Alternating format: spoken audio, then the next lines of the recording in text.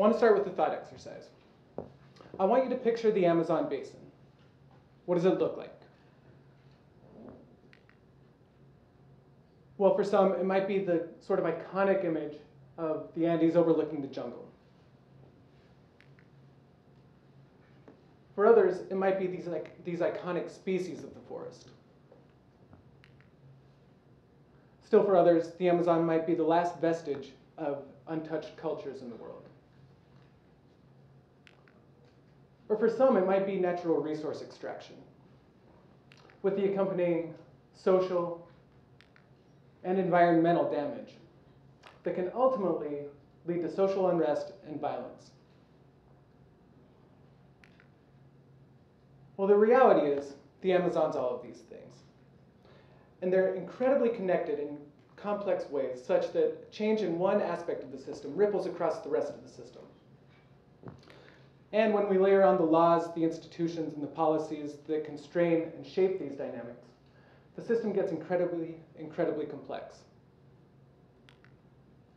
All this means that if you're an organization interested in, say, conserving biodiversity and ensuring ecological integrity, to make progress on those fronts, you might actually need to work on livelihoods programs, or indigenous community outreach, or perhaps extractive industry governance, maybe even conflict prevention.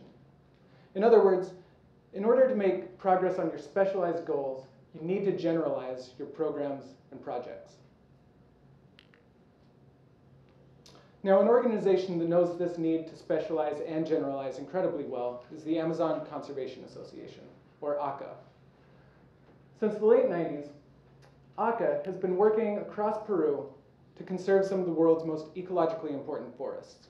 And they've been doing this by specializing in tropical ecology, landscape conservation, and protected area management. But across their 15 years of work, they've come to understand that making progress on those fronts really requires working deeply with stakeholders on things like livelihoods programs, technical capacity building, governance. Now, Peru is an economic success story. With a history of conflict in the 1980s, poverty and reform in the 1990s, the new millennium has seen Peru rise to become one of Latin America's fastest growing and strongest economies. But that growth and that prosperity has come with a heavy price. And over the last 10 years, we've seen nearly 300% increases in conflict related to natural resources across Peru. All that means that conservation is simultaneously more important from an ecological perspective and more divisive from an economic and political perspective. And so conservation organizations are caught at the forefront of conflict.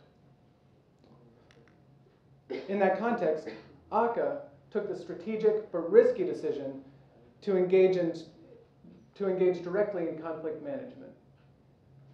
And they've done this by working with stakeholders to understand how their conservation projects are impacted by conflict in the region. Also, they've been looking at how their conservation projects might inadvertently be driving conflict in the region. And importantly, they've been looking for opportunities to use environmental management as a tool for peace building. And they've been successful in this. To date, they've incorporated conflict sensitivity into many of their programs and their projects. And they've received international funding to expand their conflict-sensitive work across the region, working with local communities, industry, and government. And the idea that they have is that by building regional capacity for conflict prevention, the system's better prepared to make progress on maintaining ecological integrity and conserving biodiversity.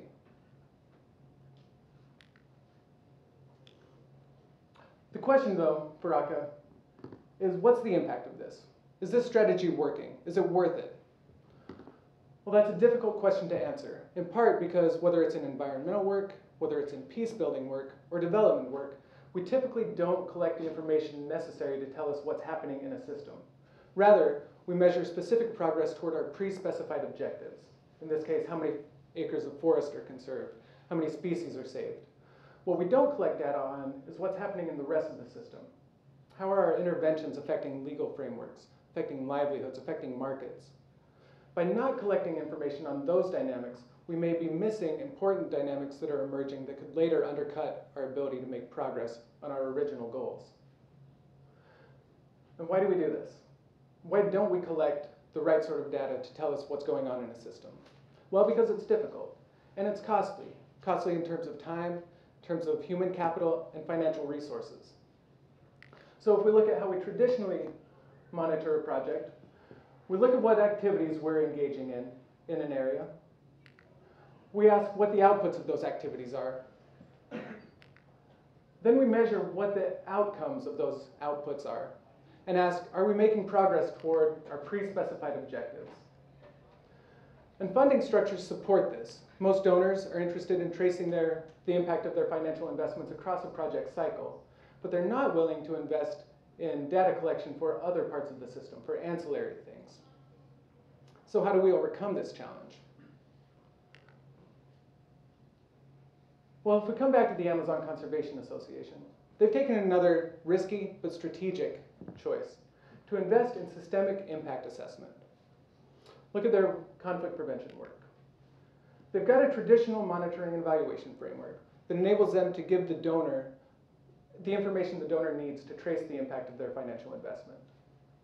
In addition, though, ACA's taking a layered approach to impact assessment, and they're building learning systems to help inform them on how the capacity building project is impacting their beneficiaries. Are they building capacity? Is the capacity being implemented?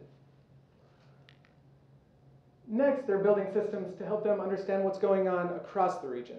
How are social networks changing? What's happening to social networks and social relationships among all stakeholders? Finally, they're building learning systems to ask, what's this doing to their organizational capacity? They're a conservation organization. They're not a conflict prevention organization.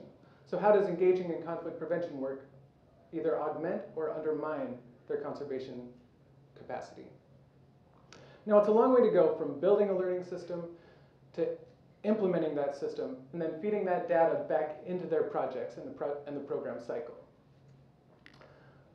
But ACA believes that by building capacity for conflict management across the region, the system's primed to make real progress toward biodiversity conservation and ensuring ecological integrity.